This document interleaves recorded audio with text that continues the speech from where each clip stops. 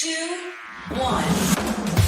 7 things you probably didn't know you need to know. I'm Jamie East, and this is the Smart 7. Good morning, everybody. It's Tuesday the 24th of May, and it's International Tiara Day. And a big happy birthday to Daisy Edgar-Jones, Bob Dylan, Eric Cantona and Dermot O'Leary.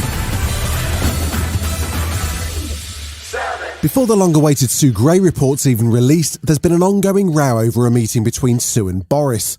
Treasury Secretary Simon Clarke appeared on ITV News to insist that it was Sue Gray who'd called the meeting. That meeting was held at the instigation of Ms Gray and designed, as I understand it, to tackle some of the practical issues connected with publication. However, it emerged that in fact Downing Street officials initially suggested the meeting, and that wasn't all that emerged on Monday.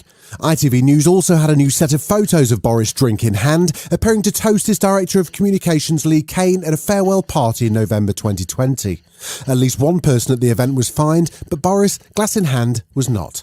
Labour's Deputy Leader Angela Rayner has had enough. This is clearly not a work meeting. This is clearly a gathering, a social gathering that was clearly against the rules at the time. Now, Boris Johnson knows this, and he knew this all along, and he's just tried to lie to the British public, and it seems like he's laughing at them now. I think it's appalling. People will be disgusted by it. I'm pretty certain of that. New details emerged on Monday of the death toll that Russia's war in Ukraine is taking on Ukrainian troops, as President Zelensky announced the death of 87 military personnel in a Russian military strike on the 17th of May. He also said that the ongoing battle is costing between 50 and 100 Ukrainian lives every single day. He spoke to the World Economic Forum at Davos and called for a full oil embargo on Russia and the disconnection of Russian banks from global systems. This is really the moment when it is decided whether brute force will rule the world. If so, the force is not interested in our thoughts, and there is no need for further meetings in Davos. Russia appears to be planning to put the Ukrainian soldiers from the Mariupol plant on trial in front of a special tribunal in the Russian-controlled Donetsk region. The announcement comes as Ukrainian prosecutors announced that 48 more Russian soldiers will face trial for war crimes in Ukraine. The first soldier to be tried, 21-year-old tank commander Vadim Shishimarin, was sentenced to life imprisonment on Monday for the murder of a 62-year-old man. He spoke to the man's widow in court and asked her for forgiveness. I plead guilty. I realize that you can't forgive me, but I'm pleading with you for forgiveness.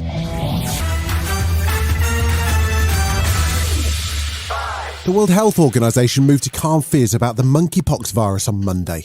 Cases have continued to rise, with 57 in the UK, including Scotland, and more scattered across the globe. The UK Health Secretary Agency has warned people that anyone who's had close contact with the case should isolate for 21 days.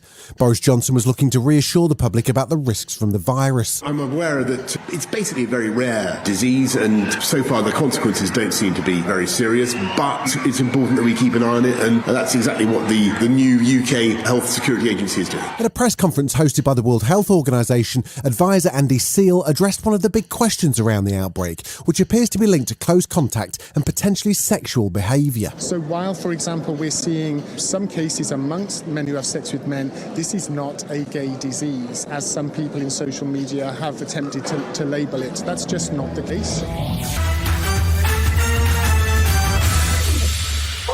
US President Joe Biden's on a tour of Asia at the moment. He's been to South Korea and is now in Japan to agree a new Indo-Pacific economic framework. He was asked at a press conference about the US stance on Taiwan, and he was unexpectedly frank about the level of support the US would give in the event that China moved aggressively on the island. China considers Taiwan its territory under the One China principle, and although the US is committed to defend Taiwan if required, it's traditionally been a vague support. Now Biden has offered a clear line in the sand, much to China's annoyance. Here's the situation. We agree with a One China policy. We signed on to it, and all the attendant agreements made from there. But the idea that can be taken by force is just not appropriate. It will dislocate the entire region and be another action similar to what happened in Ukraine. Still to come on the Smart 7, the French Open gets underway, and there's a 2-for-1 offer on Tom Cruise movies. Right after this.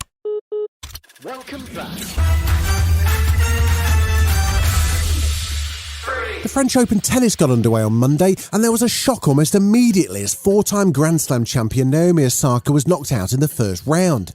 She also says she's having second thoughts about playing Wimbledon after the tournament lost its ranking point status over its ban on Russian and Belarusian players. The decision is kind of affecting my mentality going into grass. I'm not 100% sure if I'm going to go there. Rafael Nadal and Novak Djokovic both made it through their opening rounds, and England's Emma Raducanu battled through a tough three-set game with Linda Noskova to claim her spot in the second round. She's done it! A fight back from Raducanu from a set down, and it's been a test for the British number one against a player I'm sure we're going to see a lot more of in Linda Noskova. But the US Open champion, British number one, Raducanu, is through to round two in her Roland Garros debut.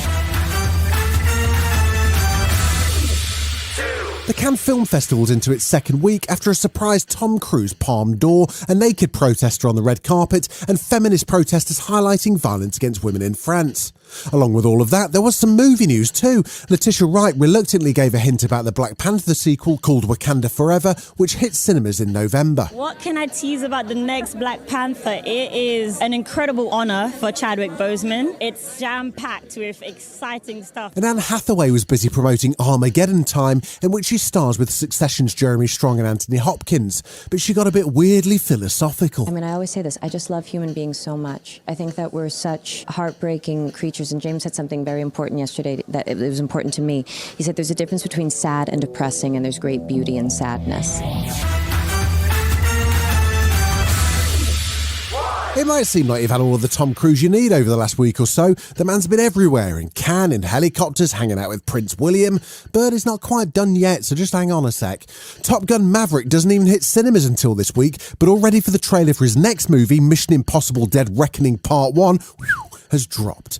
It's got all the usual elements: car chases, motorbikes, Tom Cruise running fast, and of course, a moderately difficult mission. Doesn't even hit cinemas until 2023, but fill your boots. Your days of fighting for the so-called greater good are over. This is our chance to control the truth, the concepts of right and wrong for everyone for centuries to come. This has been The Smart 7. Wherever you're listening, do us a favour and hit the follow button. We'll be back tomorrow at 7 a.m. Have a great day. Written, produced and published by Daft Doris.